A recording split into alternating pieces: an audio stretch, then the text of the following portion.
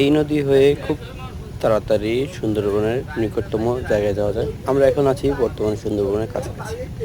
আর এই নদী তো হলো অন্যতম রাস্তা যেটি সুন্দরবনে খুব সহজে প্রবেশ করা যায়। এটি রামপাল মোংলা মোংলার অন্যতম একটি নদী। আপনাদের দেখাচ্ছি এখন নদীর ভিউ এবং আকাশের ভিউ, যেটি খুব সুন্দর, যে প্রাকৃতিকের ভালোবাসা।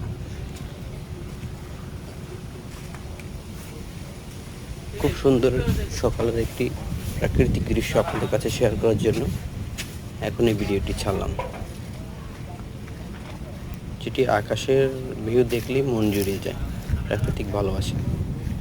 এই গরমে বাতাসের যে ফিল বা বাতাসের যে অনুভূতি, সেটা পেতে হলে আসতে হবে নদীর পাড়ে। অমায়িক সুন্দর, খুবই সুন্দর একটি জায়গা। কেওড়া গাছ এবং শৈলা গাছের